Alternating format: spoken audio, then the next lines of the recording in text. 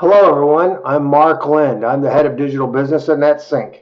Today at the Technology Leadership Academy, I'll be speaking to you about infrastructure readiness and security.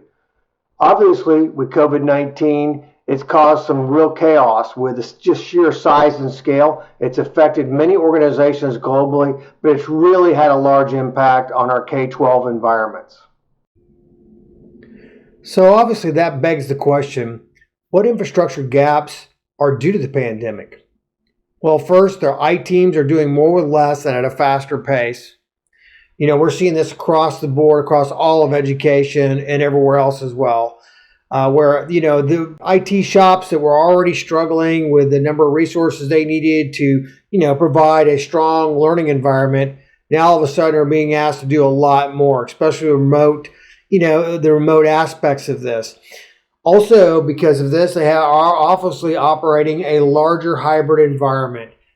This requires additional tool sets and knowledge and experience, as well as, more resources. So obviously that's going to be strained as well. And then on top of this, we're managing the infrastructure and the environment remotely. This is very, very interesting because you think about it, if it was already going to be difficult enough by doing it on premise and going in there and having direct access, now all of a sudden you're having to do this remotely. So you really put a lot of strain on your tools as well as your people. Additional security concerns, I'm going to cover that later in this presentation because there's quite a bit to it. Also, there's a greater reliance on third-party service providers. Well, that was already starting to happen and was already taking place, but now we're really seeing it as you're starting to trust more and more service providers to help augment and fill in some of the gaps where you're having resource constraints. Also, rethinking your business continuity disaster recovery. This is a big one. This is one where a lot of people didn't realize all of a sudden, it does affect that. I'm going to have to back up and take care of my remote learning environment. I'm going to have to take extra special care to the things that are happening during the pandemic with ransomware, et cetera, that are actually leveraging the pandemic, to get a greater effect and actually more money. It's pretty amazing that we've seen a lot of people out there, a lot of bad actors making a lot more money. They're making more variants and making it more prolific. So this has had a really mind-numbing effect and a huge impact on a lot of education environments. So, all this leads you to the idea that you really got to think about, using the COSIN framework and other frameworks so that you have a better idea of what you have covered, what you don't have covered, where gaps may exist, and what you need to do to take care of those gaps. It also, COVID-19 kind of, if you think of it, in a very abstract, high level, it really accelerated all the K-12's digital transformation that was already taking place, right? So when you think about that from a purely infrastructure perspective, you have certain things that are required, certain needs, and it's always accessible. The hybrid environment, which we talked about just before, you got to manage remotely. You got to have broader security and more service providers. So you really can't emphasize these items enough because those are things that are required to accelerate and help this digital transformation so that the remote learning and remote workforce can be, truly effective and do what they need to do and provide a really strong learning environment. Well, with these come a lot of security concerns. Obviously, with complexity, there's an issue, but where it really gets interesting and where it really requires a lot of attention is you now have a larger attack surface. So not only do you have your on-premise that you had before and maybe some of the extended pieces around that, but now you have the whole remote workforce and remote learning environments, and you have to worry about their Wi-Fi, their home networks. You got to worry about their devices and what they may do when they're out there. So there's a lot to that. It makes now you kind of see why the bad actors have taken a great interest in this, because there's obviously it's always nicer for them if you have a larger attack surface, you have greater threat vectors. And also they realize that it's more costly, and not every district and school can afford more, right? Even with all the additional funding resources that have come into play, You can't have everything. So they realize that there are going to be, ways to get in the environment where those threat vectors can be utilized as part of the getting onto the larger attack surface, and then taking advantage of a K-12 or a team that is probably overworked and trying to do it with less resources. And then on top of that, you have governance compliance. I know in Texas, for example, you have TX, SB 820. You also have lots of other compliance and governance issues that you need to take care of. Each state kind of has their own from that perspective. So this kind of is made for a very complex kind of environment to do that. So what are some steps that you can take to incrementally improve your infrastructure? Well, utilizing the COSIN framework and other frameworks to guide and stay current is a really good start. We've seen where those have given you the ability to contemplate, look, investigate, research, and other areas and other things. Like they cover telecom, it covers security, it covers infrastructure, it covers a lot of things that you may or may not have looked into, the purchasing process. Number 2, create a plan to fill gaps. And the one point I would make here, we've heard this a lot from some of the K-12s that we do business with, and that is this: look at some of our current investments. Look at some of the money you've already spent, because they're already installed, likely they're already being utilized and all that. And can they go broader? Can they scale? Is there additional things that we can get out of our current investments? Do that first. And we do that, and I'll be talking about Zero Trust, which is a cybersecurity framework. And we also talk about doing that when you're using Zero Trust. Is look at your investments, look what you have, understand what you've already spent on, and see if it has additional capabilities or a broader purpose. That kind of falls right into the common management tools and processes that support and scale and use.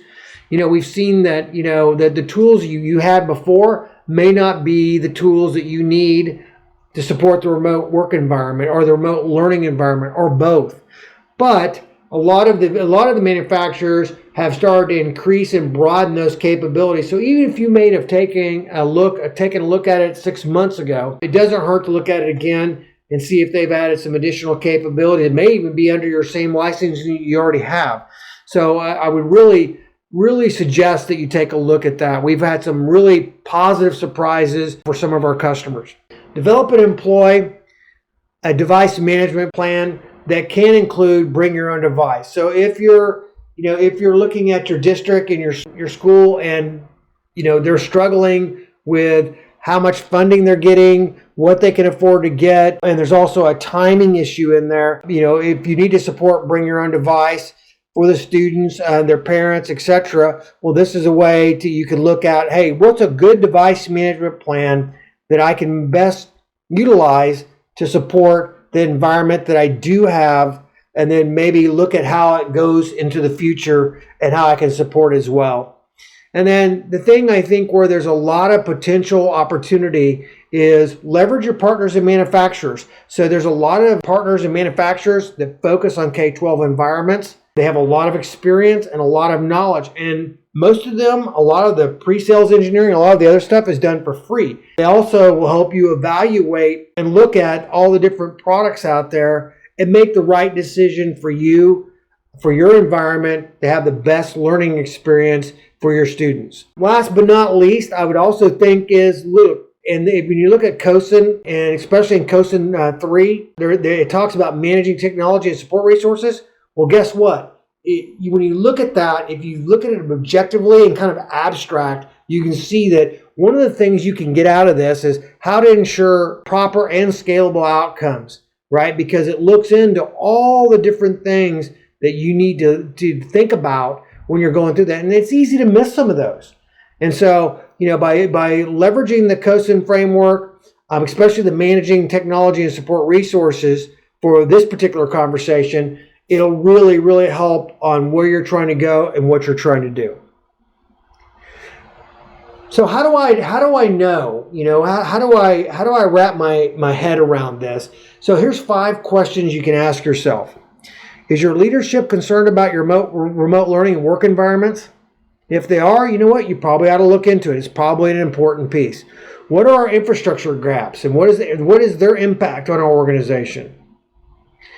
What are the key budget items to be able to meet the needs, and is there money? So once you've gone through, identified your gaps, you've looked at your existing resources, well, then you kind of know, well, which ones are key. And you may have to get a broader decision authority, right? You may need to talk to different people and make that determination as a group so that you make sure that the decisions were made is going to have a positive impact on the teachers and educators as well as the students.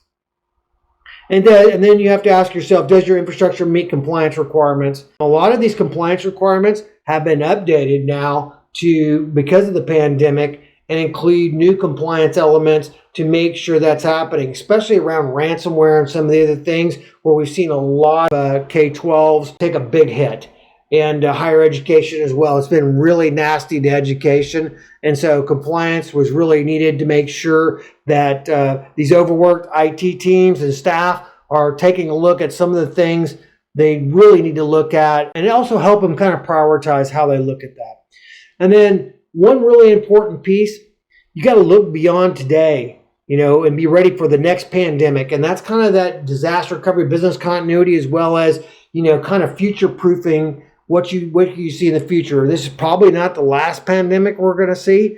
It also is probably not the last disaster we're going to see. So when you think of it from that is, what is your timing on scaling this infrastructure to meet the larger needs, right? To think about, well, what future, needs and requirements am I going to have, and how will I meet those? And those are really 5 good questions you can ask yourself. And after answering those questions or getting those questions answered, you'll kind of know where you stand and what actions you need to take. But I would really highly suggest start looking at what not abstractly like, hey, this is what we know is ahead of us, but think out of the box a little bit and think about what could happen, where would I need to be, how would I need to align the organization, what do I need to tell leadership, what kind of budgeting do I need to look at. Those are really critical elements that, if done right, will help future-proof some of the things you're trying to do, as well as give you some level of assurance. And in the end, that's what it's always about, right? It's about assurance. When we talk about security here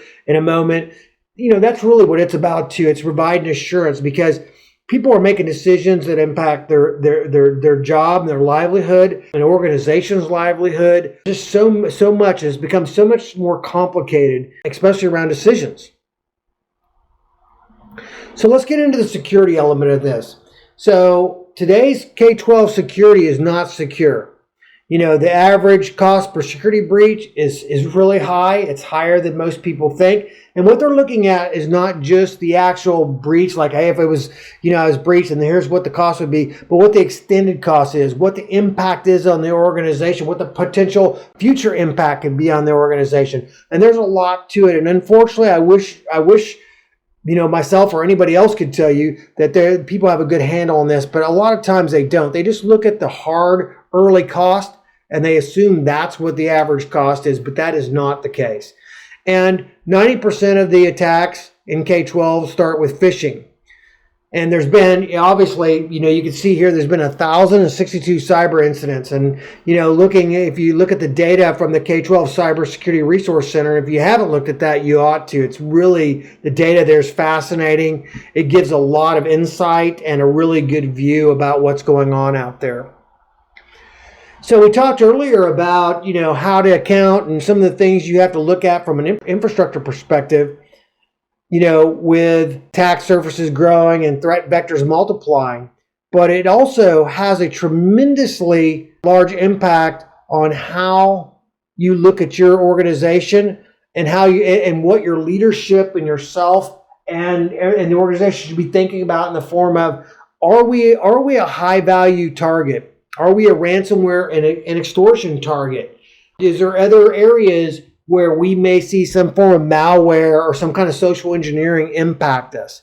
And those are things that you really have to look at first, because if you don't understand what those threat vectors are, And you can kind of see the breakout here of a lot of how these threat vectors are often broke out. It'll differ from state to state, from organization to organization, even in K-12. So you have to think about what are the particular things that I know where we have gaps or vulnerabilities where a threat becomes something very bad very quickly.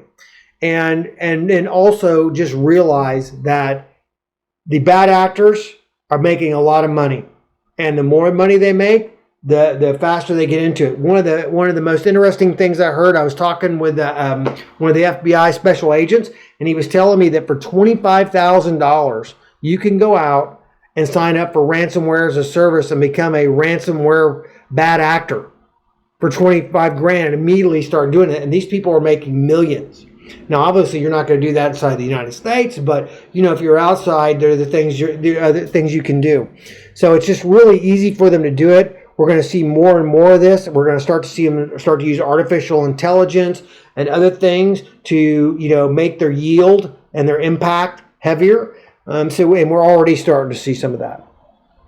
So when you think about all this stuff, you got to think about what are the decision makers' motivations when they go out and they're determining what should be my security framework, what should be my security posture, where should I spend money, what should I hire, and how should I hire so that I can ensure that I have some level of assurance for myself, the leadership, for the students, the educators, and for their parents. And you have a pretty wide and diverse group of people that you have to satisfy. Well, it used to be risk and liability and mandated compliance. Those were really the two biggies. But it's a kind of flip-flopped a little bit. Now we're seeing more and more people worried about their job security and also with leadership pressure because obviously the board, the superintendent, they're concerned. How am I going to go and tell parents and students that they can't go to school? How am I going to notify people about a breach? How's the community going to look at me should those things take place? So that all kind of revolves around being a leader and being smart. But even your motivations as a leader have changed. And not only for security, but also around infrastructure because they really go hand in hand. So much, they're so reliant on each other in so many ways.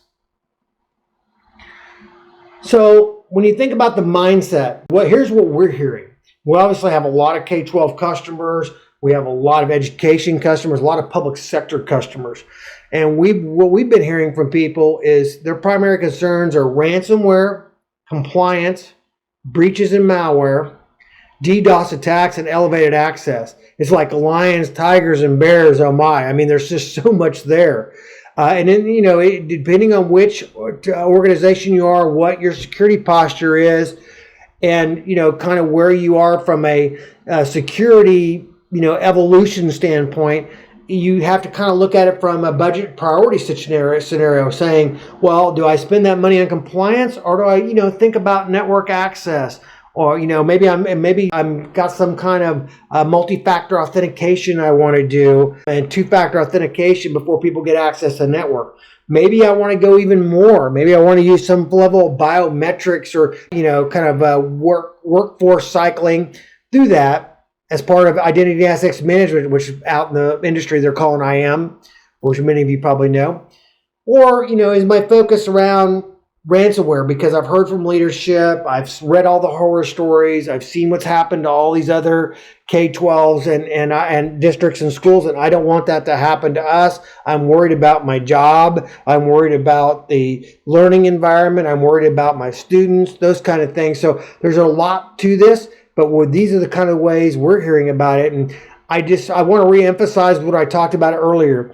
That COSIN framework really provides a strong level of assurance for both leaderships and the operators. Because when you go through that, you'll have a good idea if I missed anything, where have I missed, here's my gaps, how to identify those gaps, and then what are some of the things I need to think about going forward to make sure that I fill those gaps and I have a stronger stance. And I would say this too, and I'm going to talk about zero trust here in just a moment.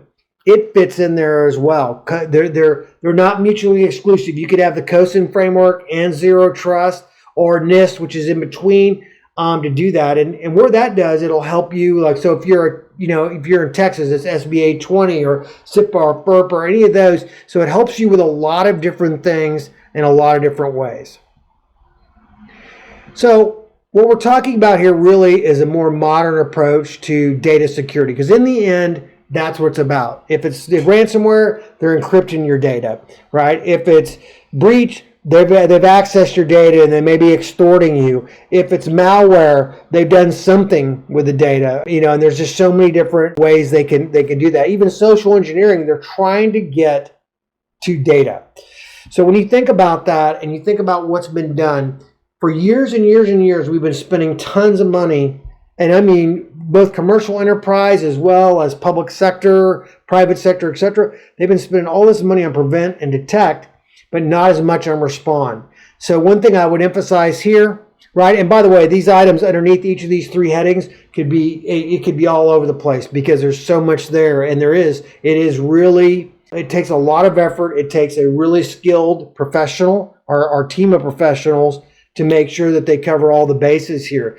But I would really emphasize respond. We've been telling all of our customers to start looking at incident response. 71% of all organizations don't have a proper incident response plan, specifically not a tested incident response plan. And many times an incident response plan is part of an overall crisis management plan. So if you had a fire, or if you had a bad event occur on campus, you have a crisis management plan and there are certain steps you do. Well, incident response should be part of that, right? Because a lot of times technology plays a role in it, or it might be the actual where the bad event happened and then it impacts everybody else. But make sure you have a strong incident response plan, and that it's connected to the crisis management plan for, the district, a school, etc. So there's a really unique framework out there that can really fit hand in hand with the COSIN framework. COSIN is kind of a more general framework for that, where Zero Trust is very specific about what it's trying to do. And what it's trying to do, and it's kind of unlike the way most security postures exist today. Most people, they automatically trust people inside the perimeter and, inside the organization. And that may even include service providers that are connected through the back end, the soft underbelly, if you will. They typically don't go through the same level of authentication. They're often granted access to critical assets on the network with little or no additional authentication, where people that were coming from the outside the perimeter are.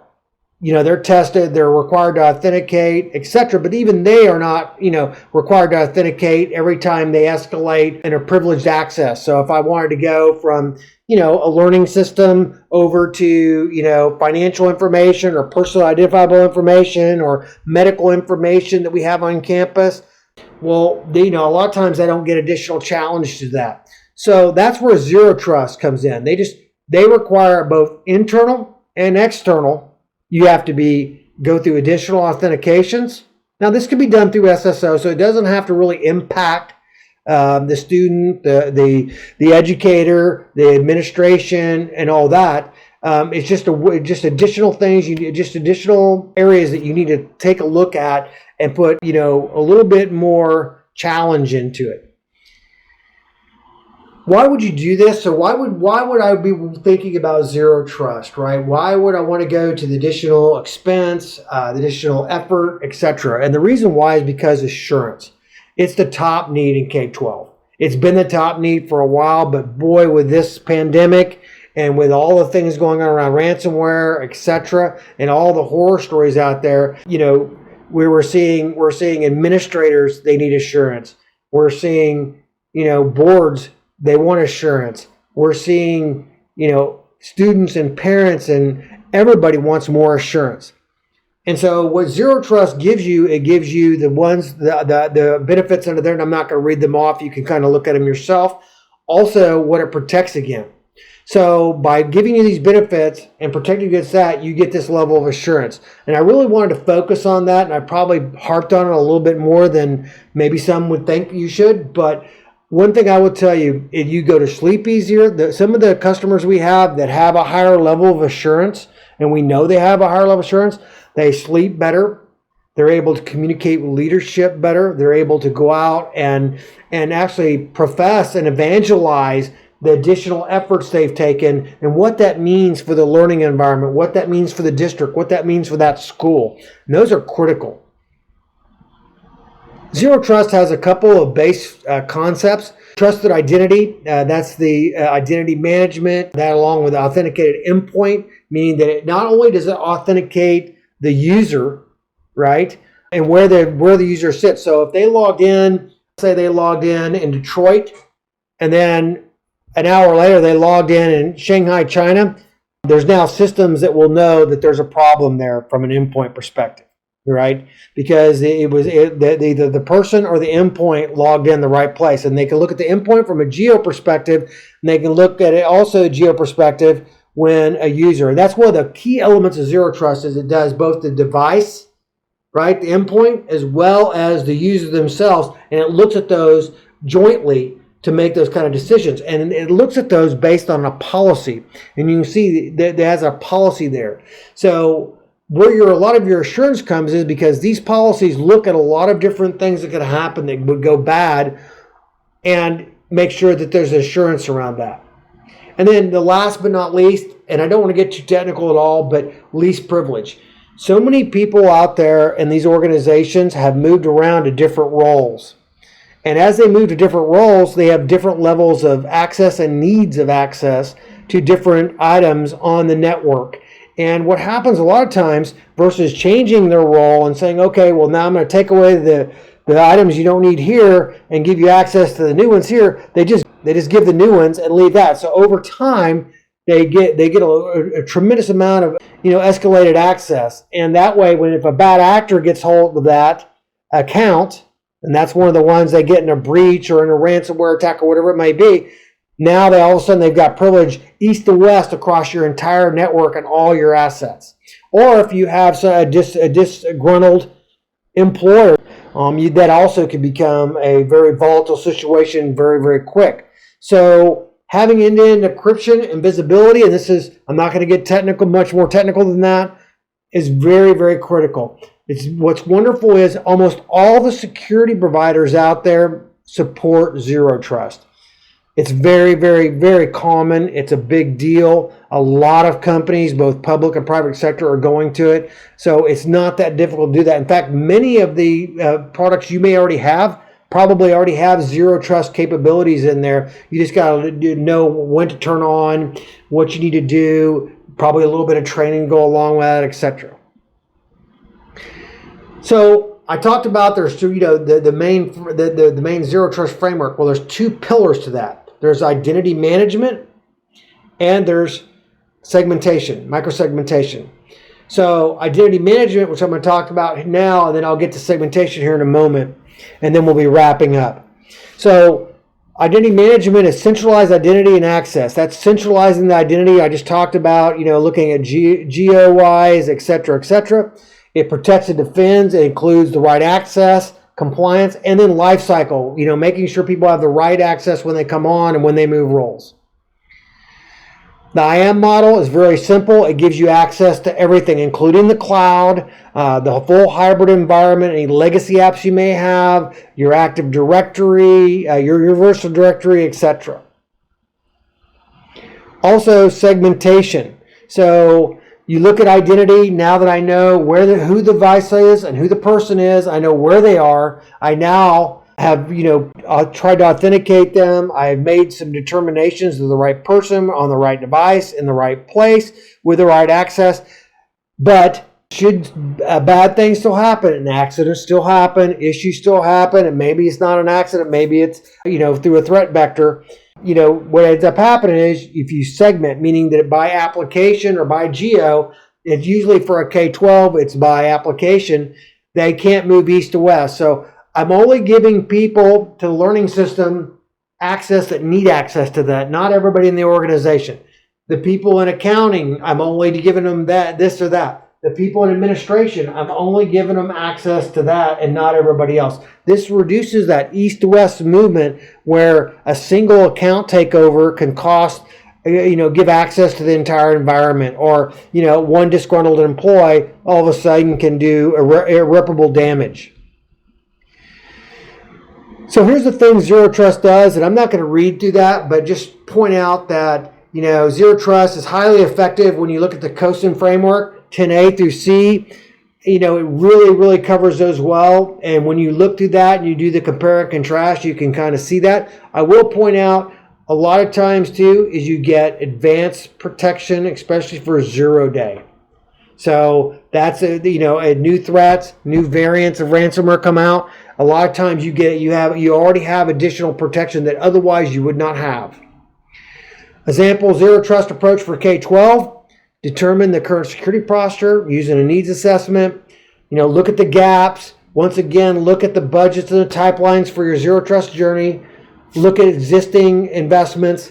Create a roadmap with leadership so they understand why you're doing it, what advantages you're going to do it, what additional assurance they're going to get and you're going to get, and the students and their parents are going to get. And then start with an easy win and then leverage it into a broader scenario. Security threats are growing. It's not going to change. Here's 7 questions you can ask yourself. And I'm not going to read these, but I do want to point out, what is your timing on getting a stronger protection? And then how much do I need to ask for? There are no shortcuts or silver bullets. And you know what? There is no destination in security. It's a journey. So you need to let leadership know. You need to help everybody that relies on the district or the school know that they'll continue to be spending money each year for as far as we can see out. Because it is a journey, it is not a destination. Bad actors are not resting on their laurels, nor is anybody else. And it is a critical, and schools continue to grow, their networks and their attack surface continue to grow. It is a journey, it's not a destination. What I've seen is we've had some great schools, both in higher ed and K-12, go out and talk to the leadership, be very open about it, and share that with them. And boy, from a leadership perspective and from a responsibility perspective, it really puts you and your team in a very strong light, as well as the entire leadership for the district or the school. I want to thank everyone for joining me here today at the Technology Leadership Academy as we discuss infrastructure readiness and security. Hopefully, we've discussed some things that'll be of value. I really appreciate your time. Thank you.